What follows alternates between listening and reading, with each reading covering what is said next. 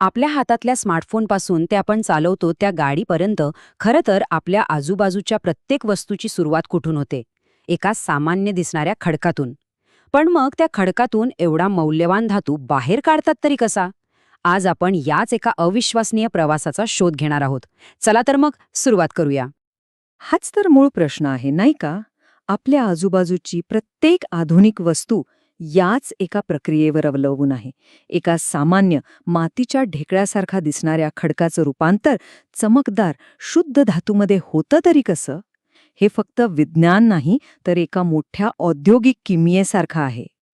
आणि ह्या प्रश्नाचं उत्तर आपल्याला मिळतं एक्स्ट्रॅक्टिव्ह मेटलर्जीमध्ये.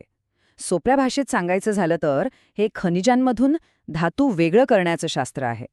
याच विज्ञानामुळे आपलं आजचं आधुनिक जग शक्य झालं आहे. तर हा प्रवास सुरू होतो त्याच्या पहिल्या टप्प्यापासून, म्हणजेच यांत्रिक तयारी. एक गोष्ट लक्षात घ्या, इथे कोणतीही रासायनिक प्रक्रिया होत नाहीये. सगळं काही फक्त भौतिक पद्धतीने म्हणजे हाताने केल्यासारखं केलं जातं.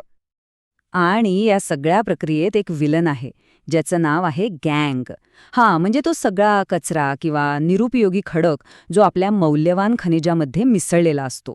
आणि आपलं पहिलं आणि सगळ्यात महत्त्वाचं काम आहे ह्या गँगला खनिजापासून वेगळं करणं. हे करण्यासाठी मुख्यतः 4 पायऱ्या वापरल्या जातात. पहिली, कम्युनेशन, म्हणजे मोठमोठ्या खडकांना फोडून त्याचा भुगा करणं. दुसरी, सायझिंग, म्हणजे त्या बारीक कणांना त्यांच्या आकारानुसार वेगळं करणं. तिसरी आणि सगळ्यात महत्त्वाची पायरी, कॉन्सन्ट्रेशन, म्हणजे मौल्यवान खनिजे एकत्र करून कचरा कमी करणं.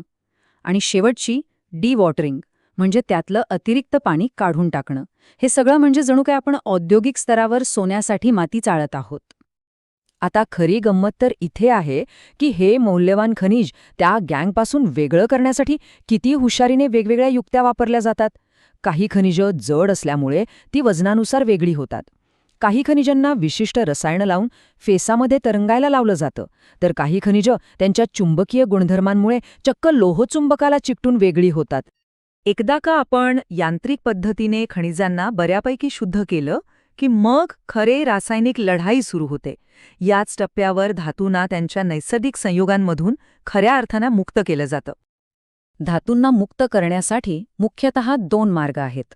एक तर अग्नीची शक्ती वापरा, ज्याला म्हणतात पायरोमेटलर्जी, किंवा पाण्याचा मार्ग निवडा, ज्याला म्हणतात हायड्रोमेटलर्जी. एका पद्धतीत प्रचंड उष्णता वापरली जाते, तर दुसऱ्या पद्धतीत धातूंना विशिष्ट रसायनांमध्ये विरघळवलं जातं. चला, आधी अग्नीच्या मार्गाबद्दल बोलूया. पायरोमेटलर्जीच्या आत्मा म्हणजे स्मेल्टिंग, म्हणजेच प्रगलन. ही एक अतिशय प्राचीन पद्धत आहे, जी हजारो वर्षांपासून धातू मिळवण्यासाठी वापरली जाते. ह्यात प्रचंड उष्णता देऊन खनिजाला वितळवलं जातं.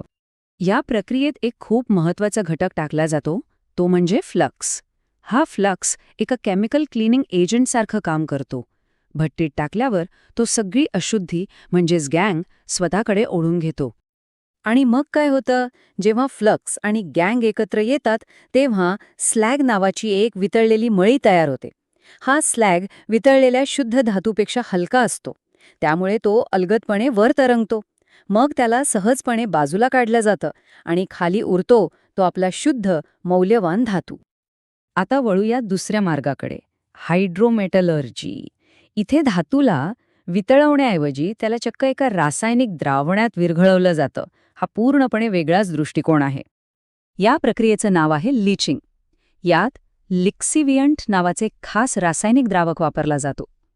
समजा हा द्रावक एका जादुई चहासारखा आहे, जो खडकातून फक्त धातुरूपी चव शोषून घेतो आणि बाकीचा निरुपयोगी चोथा मागेच सोडून देतो. बरं, अग्नी किंवा पाण्याच्या प्रक्रियेनंतर आपल्याला धातू तर मिळतो, पण त्याला अधिक शुद्ध करण्यासाठी अनेकदा शेवटचा आणि अत्यंत अचूक असा एक अंतिम स्पर्श दिला जातो, आणि तो म्हणजे विजेचा वापर. इलेक्ट्रोमेटलर्जीमध्ये विजेचा वापर 2 मुख्य कामांसाठी होतो. एक आहे इलेक्ट्रोविनिंग, म्हणजे जे धातूचं द्रावण आपण बनवलं होतं त्यातून वीज प्रवाहित करून शुद्ध धातू वेगळा काढणे. आणि दुसरं आहे इलेक्ट्रो रिफायनिंग, म्हणजे आधीच मिळालेल्या धातूला विजेचा शॉक देऊन त्याला आणखीनच शुद्ध, म्हणजे 99.99% शुद्ध बनवणे. याचं सगळ्यात उत्तम उदाहरण म्हणजे ॲल्युमिनियम. याला उष्णता देऊन किंवा पाण्यात विरघळून मिळवणं जवळजवळ अशक्य आहे. म्हणूनच जगातलं सगळं ॲल्युमिनियम हे हॉल हेराल्ड नावाच्या एका खास इलेक्ट्रोमेटलर्जिकल प्रक्रियेनेच तयार होतं. विचार करा, विजेच्या वापराशिवाय ॲल्युमिनियम फॉईल किंवा सोडा कॅन यासारख्या गोष्टी अस्तित्वातच नसत्या. आणि ही प्रक्रिया किती ऊर्जा खाते याचा अंदाज घ्या. 950 अंश सेल्सिअस म्हणजे ज्वालामुखीच्या लावारसापेक्षाही जास्त गरम. एवढ्या प्रचंड तापमानाची गरज या प्रक्रियेसाठी लागते.